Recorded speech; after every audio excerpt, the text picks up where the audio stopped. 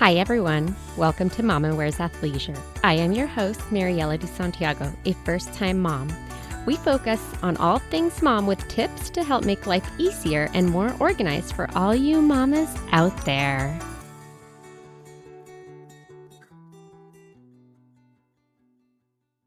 Hi, today I'm here with Dr. Amanda, who's going to share a little bit about herself and talk to us about teething. My name is Amanda, and I am a board-certified pediatric dentist in the Bay Area. So I went to University of the Pacific for my undergraduate training, and I also went there for dental school for 6 years. And then I went to do my pediatrics training at Cincinnati Children's Hospital for about 2 years after that. I'm in private practice, and I also volunteer to teach at the pediatric dental clinic at the dental school. Oh my gosh, you do so much. I try. I wanted to talk about teething because it is such a big topic with moms, and it starts at various ages for little ones. My son started at about 6 months and he is now 9 months and of course still teething. So we get like 2-week breaks in between, I feel like, before we start going through the whole process again. But would you mind sharing about how old a baby typically starts teething? So it sounds like your son is right on average, because the average age to start to get teeth is about 6 months old. That is an average. So some kiddos are earlier and some are much later, even after 1 year old, before they start to get their first teeth. That can also be an indicator to remember for later on that their adult teeth may come in earlier or later if they're getting their baby teeth earlier or later than that average. But if you have any concerns about when your child's baby teeth are coming in, I would definitely check with the pediatric dentist. What are some signs and symptoms that we would typically see when a baby is starting to teeth? Again, not all babies go through the same teething symptoms.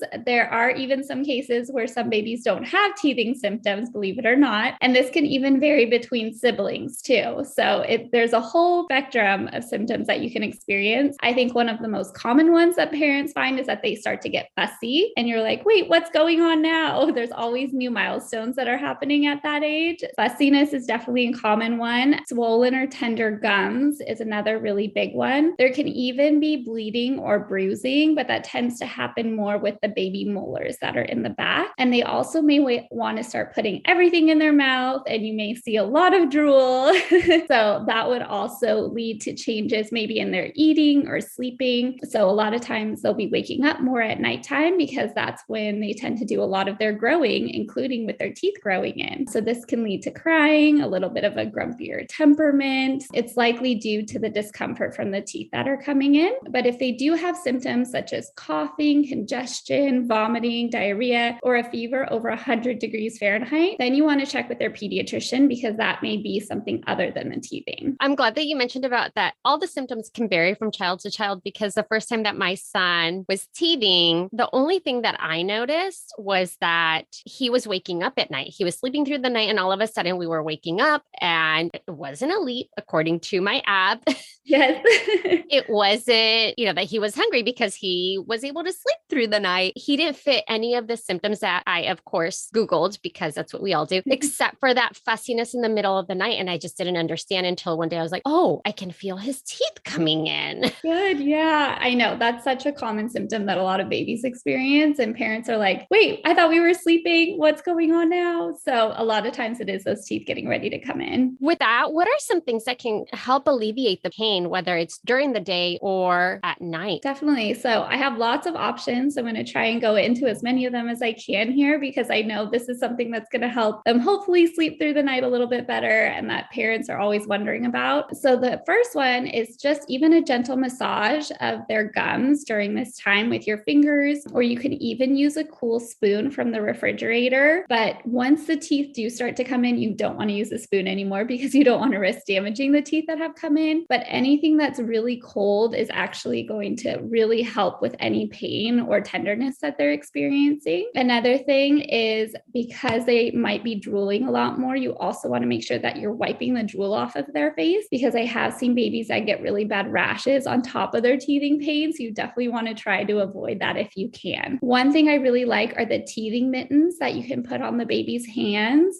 Those are really great to give them something to put in their mouth. So there's the munch mitt or the nubby candy. And again, you can even throw that in the refrigerator too. So it's a little bit cool when you first give it to them. And then depending on their age, you can also try chilled foods, teethers, or even a cold damp cloth. You don't have to get fancy. Just put a cold cloth, like a washcloth, in the refrigerator. And then you can tie a little knot in it, give it to them, and have them kind of chew on that as well. I will do a disclaimer for teethers. You want to avoid any ones that are plastic or filled with any liquid, just because the risk of any chemicals, or also if it breaks, you don't know what kind of liquid is in there. So I would definitely try to avoid those if you can. One of my favorite teethers is from Snoofy Bee. It's called the Brushing Buddy, and it actually helps with brushing too once the teeth start to come in, but it has a little spot that they can chew on it when they're teething. So it's kind of a double duty teether if you want to invest in one of those. And this also will help keep their mouth open later on when you start to brush their teeth, which is really great. Another thing that I also like to recommend to parents are the baby-friendly popsicles. Check with your pediatrician about when you can start to introduce those solids, but on average, it's about 4 to 8 months. So that would be often the time that they're starting to get those baby teeth in. You do want to try to avoid adding any additional sugar, but you can do fruits like bananas, strawberries, blueberries, different things like that. Great anti-inflammatory ingredients are turmeric, ginger, cinnamon. You can just add a little bit of that, blend it up, and then you can either make a baby popsicle or pop it in an ice cube tray as well. An even more natural one is if you are breastfeeding, you can try freezing your breast milk in an ice cube tray, and then you can take one of those out, mash it up a little bit, and put it in a mesh feeder. So that way it's not only cold, but it also has your great ingredients from your breast milk. That's also going to kind of do double duty for your baby when they're going through this time. If you are nursing, it's also helpful to drink chamomile tea because it has a lot of soothing ingredients that you're actually going to pass on to your baby as well. Or you can even take that cool washcloth that we mentioned earlier, dip it in some cold chamomile tea, and then give that to your baby to kind of chew on as well. I will also say once the teeth come in, you do want to start brushing their teeth right away. Even when they're teething, you definitely want to make sure you're still brushing, because if we're getting any plaque and bacteria left on the teeth or the gums, they may also get gingivitis or gum inflammation at the same time. So then they may have extra pain from the gingivitis. So you definitely want to make sure you're still trying to brush even when they're teething, because that can make symptoms worsen. Those are all such great ideas, and so many ideas that I didn't even think about or know about, like the chamomile tea. Yes. I'm definitely going to be trying all of those. I have the list of, doing the ice cube in the mesh teether. My little one doesn't seem to show that he's really in pain during the day. It's more at night, in the middle of the night, when he's like waking up.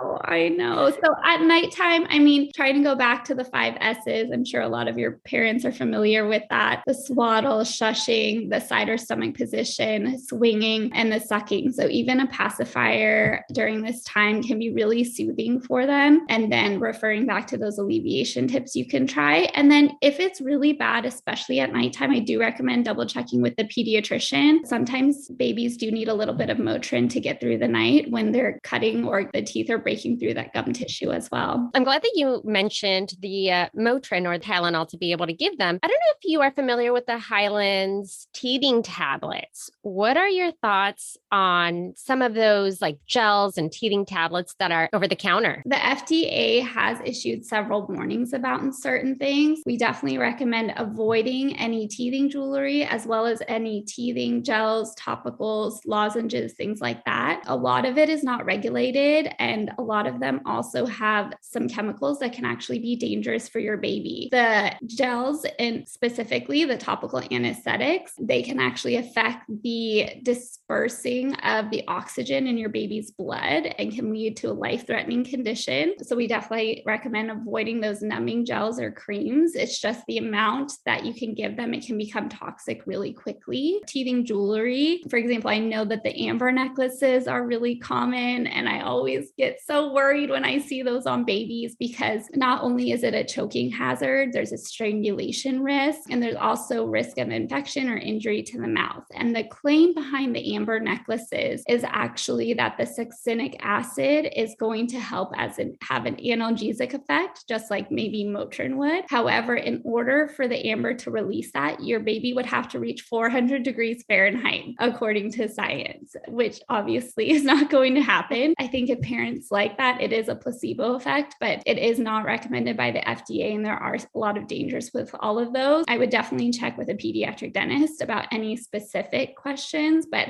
I don't usually recommend the Highlands either. Thanks for sharing all that. I see those necklaces, and that's instantly what I think about, how they're so small. And if it breaks, like how your little one can choke on those beads. Yes. Yeah. So I definitely recommend avoiding those if you can. You mentioned to start having babies' teeth brushed either as soon as they are out. Should parents be using any sort of toothpaste, or is it just water or one of those little like finger brushes? What's the best to use? So it's kind of up to you and your baby. There's so many wonderful options out there. Actually, even before the teeth come in, like I mentioned, gently rubbing their gums, even just with your finger, just to get them comfortable with you being in their mouth at least twice a day. So once in the morning, once at night, and you may be doing this more often when they're teething as well. And then you can start to introduce some sort of toothbrush. So some parents find great success early on with the little silicone finger brush, which is also great. But once the teeth start to come in, you do want to switch over to a soft bristle baby toothbrush, because that's going to remove the plaque a lot better from the teeth. And you want to start off with a smear amount of toothpaste. So there's lots of different brands out there. I definitely say try to avoid any that have the ingredient sodium lauryl sulfate, SLS, because that can actually lead to canker sores, and a lot of people get reactions to that ingredient. And so you just want to put that tiny smear size amount on a toothbrush. And like I said, it's more about establishing the habit early on and disrupting the plaque. And because your baby's so small and it's so new to them early on,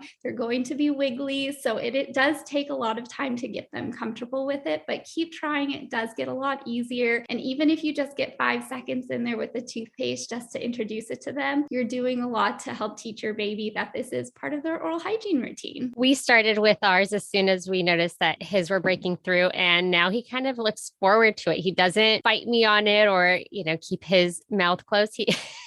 He does try to take the toothbrush away from me, which I'm okay with. So sweet. We also love recommending having 2 toothbrushes, one for them to kind of play with. And even if they're playing on one side of their mouth, it kind of opens the mouth so you can brush on the other side as well. So that's a great trick. And also even giving them one of those teethers to play with while you're brushing on the other side is a really great way to get in their mouth too. For the toothpaste, would you recommend fluoride-free toothpaste? So the American Academy of Pediatric Dentistry does say it's okay to give them fluoride as soon as the teeth come in, as long as you're using that smear size amount. The one disclaimer is if they're swallowing the toothpaste, they can get a tummy ache from it. So some parents prefer to wait until they're better at spitting before introducing the fluoride. I do say if you choose to go with a non-fluoride toothpaste, you just want to make sure that it has hydroxyapatite in it. Some common brands are Risewell or Boca. The official recommendation is try to get your child used to fluoride as soon as you can. That's so informative. One more question. If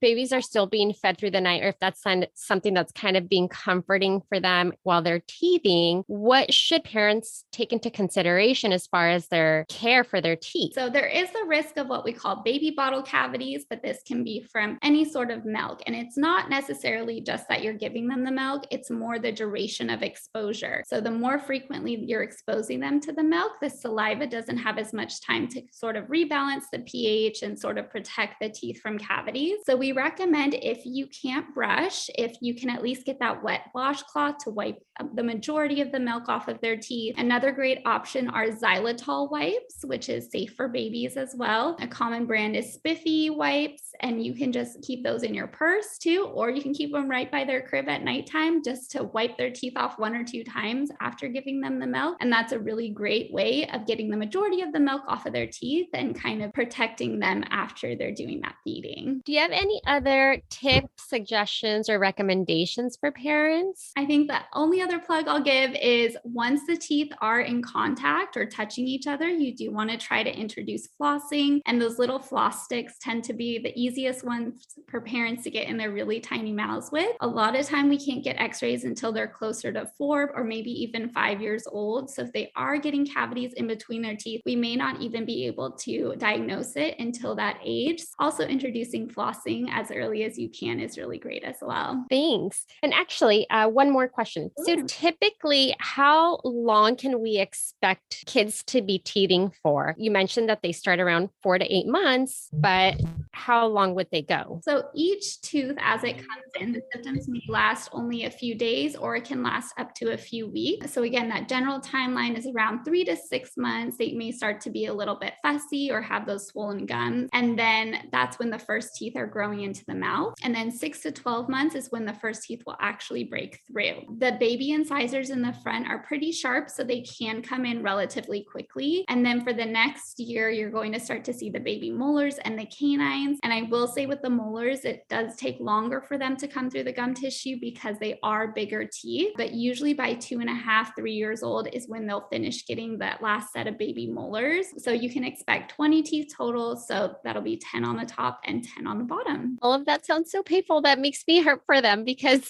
especially with those molars, I can already imagine how painful it is for them. The molars tend to be the hardest from what I've seen, but usually by that time they are eating. So you can give them a lot of those options that we talked about to help soothe them during that time as well. And then one last thing I wanted to mention is we usually recommend coming into the dentist within 6 months of their first teeth coming in or by their first birthday. A lot of people still think it's that 3-year-old mark once all their teeth come in, but we do recommend coming in sooner so we can help you through that teething time, go over growth and development, make sure everything is progressing normally, and also to answer any additional questions that parents have. Thanks for all of that. Super informative, so helpful. I feel like I learned a lot that I didn't know. So I really appreciate you taking time to share all of your knowledge with us. My pleasure. Hopefully it helps some parents so they don't have to spend all that time on Google.